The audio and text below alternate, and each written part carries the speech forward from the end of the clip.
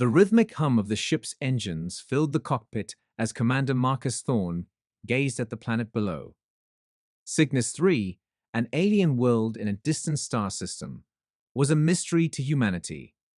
There was no official evidence of life there, but the rugged landscapes and thick green fog made it hard to pay attention. The Athena crew had been sent to survey the planet, primarily in search of mineral resources that could support Earth's growing need for new colonies. But something was different today. "Commander, we're registering strange readings from the valley ahead," Lieutenant Kayla Vargas reported from her control console. Her fingers slid across the console, her gaze fixed on the glowing screen. "The signal is faint but constant, some kind of energy signature. Nothing like that in our database." Marcus leaned over her shoulder, peering into the data. The pulse was slow but steady, almost like a heartbeat. It was coming from deep in the valley, a place that, according to initial research, had been thought to be lifeless. But now, with this unexpected anomaly, there was cause for investigation. "Prepare a ground team," Marcus ordered, standing to his full height. His voice carried the weight of years of experience in such missions. "Let's go down and check it out." As the Athena descended through the planet's dense atmosphere, the view grew more and more ominous. Tall black mountains loomed in the distance, their sharp peaks piercing the sky, and the valley below was a sea of emerald mist that swirled in slow, hypnotic patterns. It was eerie, like a world abandoned by time. Marcus and a small group of explorers landed the shuttlecraft in a flat clearing at the entrance to the valley. The air was thick and humid, every breath felt heavy. The sky above was dark, though the stars did not shine through the planet's dense atmosphere. The only source of light was the faint glow of alien plants scattered across the landscape, which created an ethereal green glow on the ground. "Stay close," Marcus called out to the team, his hand close to his blaster. No hostile creatures had been seen on Cygnus 3, but they had learned their lesson. It was never a good idea to venture into unfamiliar territory. The pulse grew stronger as they traveled deeper into the valley. Their scanners buzzed with activity, but no one could determine the cause of the strange signal. It seemed to be coming from underground, but there was no machinery, no signs of life, just a disturbing, steady rhythm. "I don't like this," Lieutenant Vargas muttered, her eyes scanning the fog for any sign of movement. "It's too quiet in here." As soon as she spoke, the fog parted slightly, revealing a large cave entrance hidden among the rocks. A faint light flickered from within, pulsing in sync with the scanner readings. Marcus felt a chill run down his spine. "Whatever it is, it's in there," he said in a low voice. "Let's check it out." The team cautiously approached the cave, their flashlights cutting through the thick darkness inside. The cave walls glistened with moisture, and a strange bioluminescent fungus hung from the stone, creating a dim, eerie glow. The pulse intensified, becoming more pronounced. Something was waiting for them in the depths of the cave. In the depths of the cave, they found her. At first glance, she seemed almost human, her figure curled up on the cold stone floor. But as Marcus drew closer, he saw the truth. Her skin, pale and translucent, shimmered faintly in the dim light. She was tall, about 2 meters, but her body was frail, as if she hadn't moved in a long time. Her limbs were thin and long, her hands clenched into fists on her chest. Her face, though alien in its proportions, had a distinct stamp of sadness. "Is she alive?" Vargas asked, her voice barely audible. Marcus knelt down beside the creature, his heart pounding. He saw the slow rise and fall of her chest. She was breathing. He reached out, hovering over her hand. She trembled, her body shaking as if she were about to disintegrate. And when his fingers touched her skin, her eyes opened abruptly. They were large, black, and impossibly deep, like 2 puddles of ink that didn't reflect light. For a moment, Marcus froze, expecting her to lunge in fear or aggression, but instead the alien creature looked at him with quiet desperation.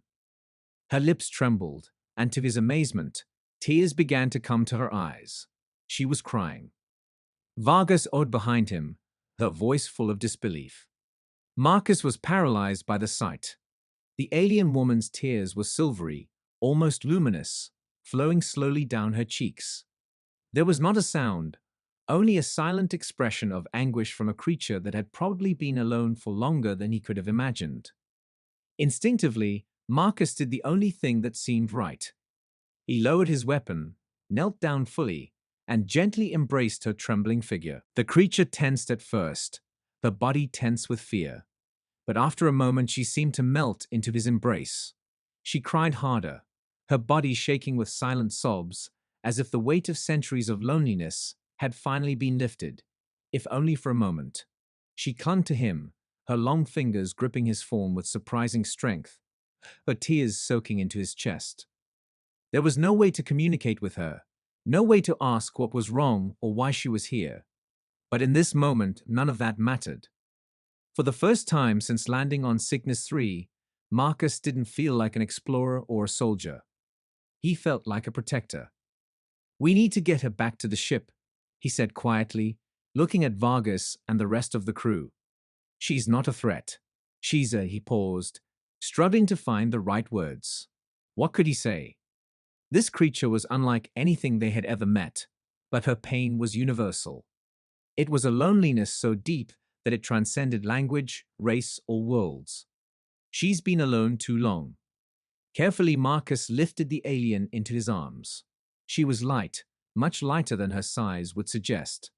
And as he carried her from the cave, her sobs began to subside, her grip loosened, though she still held on as if afraid to let go. When they emerged from the cave, the mist parted around them, and for a moment, Marcus felt the weight of her suffering on his shoulders. She was an enigma, a mystery he didn't yet understand. But one thing was certain. She had never known compassion before. And in that moment, as the creature cried silently in his arms, Marcus realized something that sent a shiver down his spine. Whoever she was, wherever she had come from, she was waiting to be found, for someone to finally show her that she was not alone. The dim light inside the ship was a stark contrast to the eerie silence that reigned in the valley on Cygnus 3. Inside the Athena, the alien creature lay motionless in the medical bay. Her pale, translucent skin was now under the bright white light of human technology. Commander Marcus Thorne stood beside her, arms crossed, watching the ship's medic, Dr. Harrow, bending over her with a scanner. The steady beeping of the medical equipment was the only sound breaking the tension in the room. "She's stable," Dr. Harrow said, his voice full of uncertainty. "Her physiology is complex, nothing like we've ever seen before. Her organs don't match human anatomy, but there are enough similarities to suggest she's at least partially humanoid." Marcus nodded, but his gaze never took his eyes off the alien woman's face. Her eyes were closed, her long lashes casting delicate shadows across her cheeks.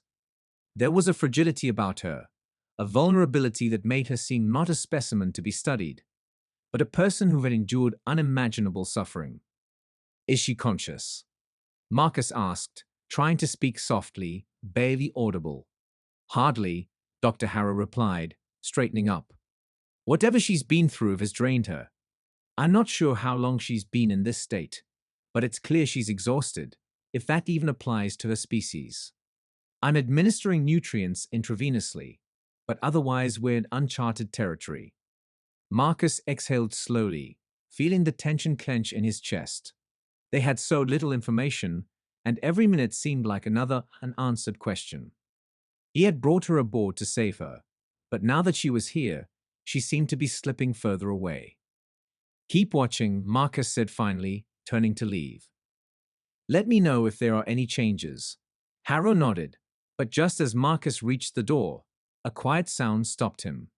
He turned, his eyes widening as he realized the alien was moving. Her hand twitched, her long thin fingers flexing as if testing the sensation of movement. "She's waking up," Harrow said quietly, moving closer to the bed. Marcus returned to her side, his heart pounding. Her eyes fluttered open, revealing the same deep, dark pupils that had stared back at him in the cave. For a moment she seemed disoriented, her gaze darting around the unfamiliar room, and then her eyes stopped on Marcus and she froze. "It's okay," Marcus said softly, raising his hands in a gesture of peace. "You're safe." She couldn't understand his words, of course, but there was something in his tone, in his presence, that seemed to calm her. Slowly she sat up, her movements unsteady and unsure, like a person waking up after a long, hard sleep. Her eyes never took their eyes off his, and for a long time they just stared at each other in silence. Then, as if by instinct, she reached out her hand. Marcus didn't flinch when her hand touched his chest, right where his heart beat. Her touch was cool, almost cold, but there was a softness to it, a tenderness that contradicted the strength he'd seen in her before. She pressed her palm against his chest, her dark eyes full of an unspoken question. "Do you understand me?" Marcus asked quietly, knowing the answer, but hoping for some sign of recognition. The alien's head tilted slightly, her expression curious, but she didn't speak. Instead, her hand stayed where it was, feeling the steady rhythm of his heartbeat. There was something intimate about the gesture, something that transcended the vast differences between their species. "Commander, this is incredible," Dr. Harrow murmured, clearly fascinated by the interaction. "It's responding to you in some way. You've made a connection." Marcus didn't respond, too focused on the creature in front of him. He didn't know why, but her touch touched something deep inside him, a sense of sympathy, of understanding. He felt the weight of her loneliness, the crushing loneliness that had probably been her only companion for years, maybe centuries. She lowered her hand, her expression softening. And to Marcus's surprise, her lips parted and a faint, almost elusive sound came out of them, a voice. It wasn't a word, not in any language he could understand, but it was something melodic, like the light whisper of a forgotten song. "She's trying to communicate," Dr. Harrow said excitedly, moving closer. "Commander, I think she's aware of our presence. We need to find a way to—" The alien twitched at Harrow's approach, her body tensing, her gaze darting to the medic, her eyes wide with sudden fatigue. Instinctively, she pressed herself closer to Marcus, her hand gripping the fabric of his uniform. Marcus raised his hand to Harrow, signaling him to back away, to give her space. Reluctantly, Harrow stepped back, his expression changing from curiosity to concern. "Commander, this is unprecedented. We need to understand what she is, how she survived, what her species is capable of, if we're going to help her." "We will help," Marcus interrupted decisively, his gaze never straying from her eyes. "But right now she needs trust, not tests." Harrow hesitated, but nodded after a moment. "Of course." As Harrow left the room, Marcus turned his attention back to the alien, who had relaxed again, now that they were alone. She released her grip on his form, her fingers instead tracing the edges of his arm, as if trying to understand the texture of human skin. Marcus found himself admiring the simplicity of her gestures. There was something so pure, so innocent in the way she interacted with him. She wasn't a monster or a threat. She was lost. "Aunt Marcus," he said quietly, knowing she wouldn't understand. "I don't know if you can hear me, but I'm not going to hurt you. I'm going to help you." Her large dark eyes met his again, and for the first time he thought he saw a glimmer of recognition. She may not have understood his words, but she understood something far more fundamental, his intention. In the days that followed, Marcus spent more and more time in the medical bay. The alien, whom he began to call Aura, became more and more responsive, though she still didn't speak. She followed him with her eyes, watching him with quiet intensity whenever he was near. Slowly she began to mimic his gestures, mirroring the way he moved or tilted his head. She seemed to be learning from him, absorbing all the information she could. The bond between them grew stronger every day. While the crew remained at a distance, unsure of how to approach the creature, Marcus found himself drawn to her in ways he couldn't explain. She had become more than just a mystery to be solved. She had become important. One night, as Marcus sat beside her bed, watching her slender fingers run along the edge of the blanket, she did something that completely surprised him. Ara reached out, touching his face. Her touch was hesitant, as if she wasn't sure if she was allowed to, but when Marcus didn't pull away, she let her fingers linger, tracing the line of his jaw with a tenderness that spoke of curiosity and something else: gratitude. For the first time since he'd found her, Ara smiled. It was a small, barely noticeable smile, but it was there, and it broke something inside Marcus, a dam he hadn't realized existed. She was so much more than the alien they had rescued. She was someone who was waiting for connection, waiting for someone to show her that she wasn't alone in the universe. Marcus smiled back, even as a lump formed in his throat. "You'll be fine," he whispered, though part of him wasn't sure it was true. When Ara's hand pulled away, Marcus felt the weight of responsibility weigh on his shoulders. He didn't know who she was, where she came from, or what she had been through, but he knew one thing: he would do everything in his power to make sure she never felt alone again. It had been weeks since Athena had first encountered the alien being now known as Ara. And while the bond between Marcus Thorne and her had deepened, the mystery surrounding her had only grown more complex. Every attempt to learn more about her biology, her past, or the technology she carried yielded few results. The United Terran Fleet, losing patience with the lack of progress, demanded that Ara be returned to Earth for further study.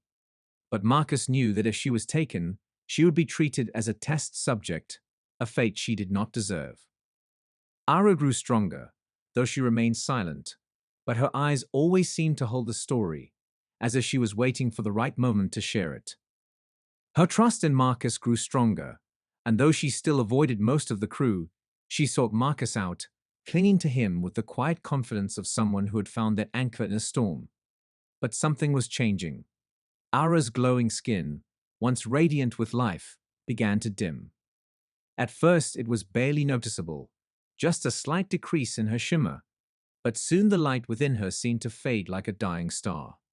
She was weakening again, and no amount of effort and treatment from the medical team could stop it. The urgency of the situation was weighing on Marcus, leaving him torn between orders and his instinct to protect her. One night, as Marcus sat at Ara's bedside in the dimly lit medical bay, she moved. Her once glowing skin now flickered faintly like the last embers of a campfire. She opened her eyes, which had darkened and become more aloof, and slowly turned her head to look at him. "Ara," Marcus whispered, his heart clenched as he saw her condition deteriorate. He gently took her hand, feeling the coolness of her skin. "What's happening to you?" For a long moment, there was only silence, the soft hum of the ship's systems filling the room. Then, in a voice so faint he barely caught it, Ara spoke. "Home," she whispered, the word trembling in the air. Marcus's breath caught in his throat. It was the first time she had ever uttered something recognizable, and the word struck him with the force of a revelation. She wasn't just an anomaly on this alien planet. She belonged here. Cygnus 3 wasn't just some lifeless world they'd stumbled upon. This was her home. "Home," Marcus repeated, searching her eyes for answers. "Where? How can we get you there?" Her gaze filled with desperation and determination. Slowly, painfully, she raised her hand and pointed out the viewport where the rugged mountains of Cygnus 3 were silhouetted against the dark sky. Her finger trembled, and Marcus followed her gesture. "The valley," Marcus muttered, realization beginning to encompass him. "That's where we found you, isn't it?" Ara nodded, the faintest tinge of hope flickering in her eyes. Marcus's mind connected with the strange pulse they had found in the valley, the ancient structure they had barely explored. Everything began to make sense. The valley wasn't just the place they'd found it. It was probably connected to her very life. The pulse they were registering was more than just random energy.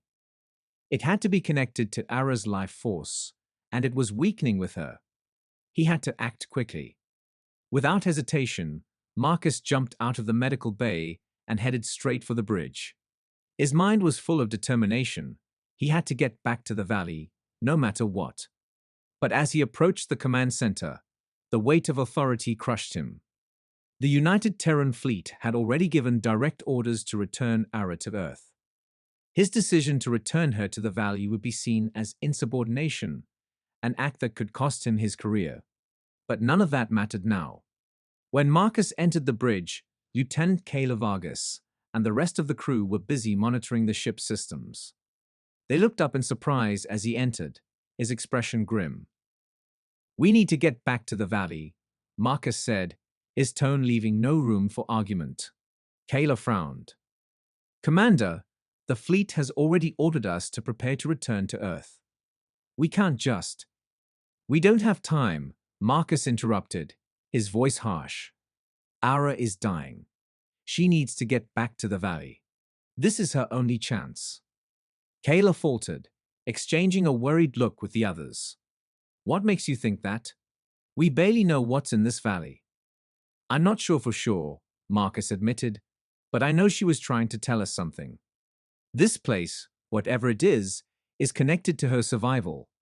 We owed it to her to find out." Silence hung in the room, tension hanging in the air. Marcus could see the doubt in their eyes, the hesitation to go against orders.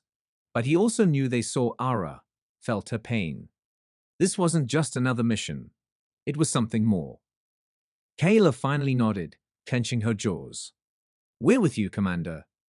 The Athena changed course, heading back towards the valley where they had first discovered Ara. As the ship descended, the crew once again felt the unsettling atmosphere of Cygnus 3. Dark fog swirled outside the windows, and the mountains loomed like silent guardians. After landing, Marcus and a small crew and Ara landed in the valley. Ara was weak, barely able to stand, but she clung to Marcus, her eyes full of determination. She led them toward the cave, where a strange rhythmic pulse was now barely perceptible. Inside, the team discovered something they had previously missed: an ancient alien structure, half buried beneath layers of stone and alien vegetation. The structure hummed with energy, but it flickered as though it had been fading for centuries. Its walls were covered in intricate symbols, faintly glowing with the same pale light that once emanated from Ara's skin. This is incredible," Lieutenant Vargas whispered, running her hands over the symbols. "What is this place?" Ara, leaning heavily on Marcus, reached out and touched the structure. The moment her fingers made contact, the symbols lit up, and the pulse they had been registering earlier intensified. "She's activating it," Marcus breathed, watching in awe. The structure was a life force generator, a technology far beyond anything they had ever encountered. It had been created by Ara's people long ago to sustain them through difficult times. But something had gone wrong. The generator had failed, leaving Ara in a state of stasis until Athena inadvertently triggered her awakening. She had awoken too early, and without the generator at full capacity, her body began to deteriorate. As Ara poured the last of her energy into the structure, memories flooded Marcus, not his own, but hers. A vast, thriving civilization that had once called Cygnus 3 home, a people of light and energy who created wonders beyond imagination. But their world had been ravaged by a cosmic event, a catastrophe that wiped them from existence. Ara was their last hope, the sole survivor left in stasis, waiting for the day her world could be reborn. The generator flared one last time, filling the cave with a brilliant light. Marcus closed his eyes, his heart pounding as he felt the energy pulsating through the air. Then, as suddenly as it began, the light vanished. When Marcus looked down, Ara's form was also fading, her body becoming translucent, dissolving into the air like a wisp of smoke. Her dark eyes met his one final time, filled with gratitude and peace. "She was never meant to survive alone," Marcus whispered, tears blurring his vision. "She was waiting for her people." Ara's form disappeared completely, leaving only a faint shimmer in the air, like the dying light of a star. Marcus stood in silence, feeling the immense weight of her loss. She was gone, but her memory, the bond they had shared, would remain with him forever. The cave fell eerily silent after the light faded, leaving only the faint hum of the ancient structure. Commander Marcus Thorne stood motionless, his mind struggling to process the void that now filled the space where Ara had been moments before. The last remnants of her form dissolved into the air, her body transforming into the energy she had infused into the generator. The team behind him murmured in disbelief, trying to make sense of what they had just witnessed, but Marcus heard nothing. All he felt was an empty ache in his chest. Ara was gone. The alien being who had wept in his arms, who had clung to him like a final lifeline, was no more. Marcus knew this moment was inevitable, but he hadn't expected it to feel like this. As though he had lost a part of himself. He had saved her, in a way bringing her back to where she belonged. But the loss cut deeper than any victory. Lieutenant Kayla Vargas stepped forward, her face pale in the dim cave light. "Commander," she said softly, her voice a mix of reverence and sorrow. Who was she?" Marcus didn't answer at first, his gaze lingering on the stone floor where Ara had stood, the faint shimmer of energy still visible in the air, like a fragile afterimage. Slowly, he knelt down and placed his hand on the ground where her presence had been. The cool stone beneath his palm felt heavy, and he closed his eyes, trying to hold onto the last memory of her touch, her presence. She was the last of her kind, Marcus finally said in a low voice, heavy with grief.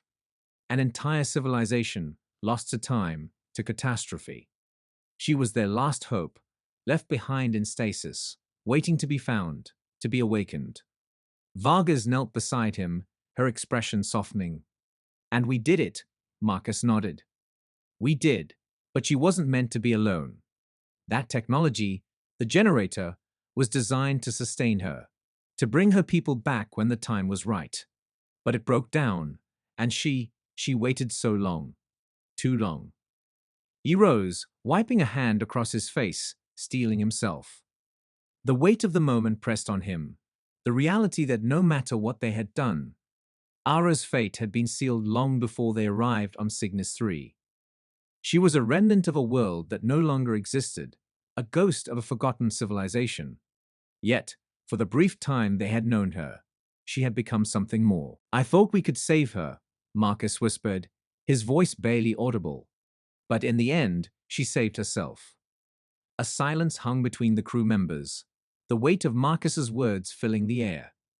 They had witnessed something beyond their understanding, a tragedy of cosmic proportions embodied in the form of one fragile being. Yet within that tragedy, there was beauty, an undeniable connection between species that transcended barriers of language, culture, and time. Marcus moved toward the central column of the alien structure, his hand touching the surface where Ara's final energy had been transferred. The symbols on the walls dimmed, the generator's pulsation now faint, almost imperceptible. Whatever life it had held was now gone, just like Ara. But the memory of what she had shown them, of her people's incredible technology, would stay with him forever. "We have to report this to the fleet," Vargas said quietly, stepping beside him. "They'll want to know everything." Marcus hesitated. The United Terran Fleet had insisted on bringing Ara back to Earth. They saw her as an anomaly, something to be studied, dissected. But Ara wasn't just an alien to be examined. She was a sentient being, full of emotions and history.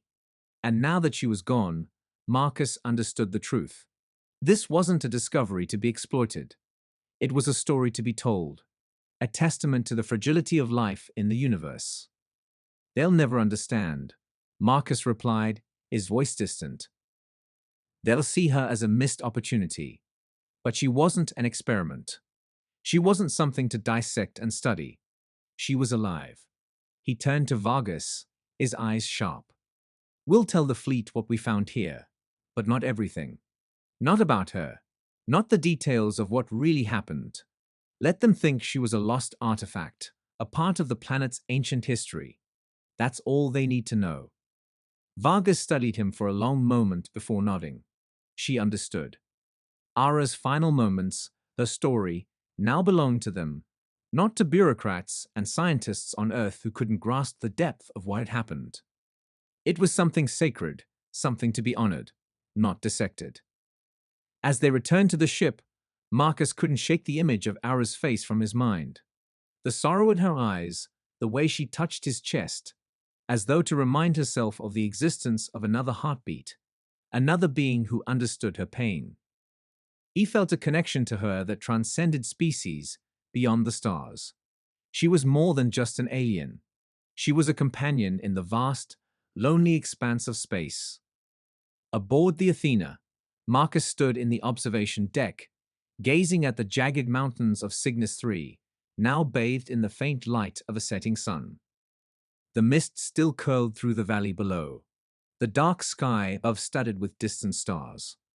It was a world full of ancient mysteries, lost to time, but there was something peaceful in the sight now, a sense of closure that hadn't been there before. Aura had found her way home, even if that home was no longer the thriving world it once was. In her final moments, she returned to the place where her people existed, to the generator that had once been a beacon of hope for her race. "Goodbye, Aura," Marcus whispered, his voice carried into the vastness of space. "I hope you found peace." A quiet knock sounded behind him. It was Vargas.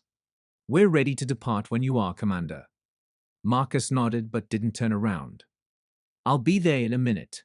When Vargas left, Marcus took one last look at the planet below.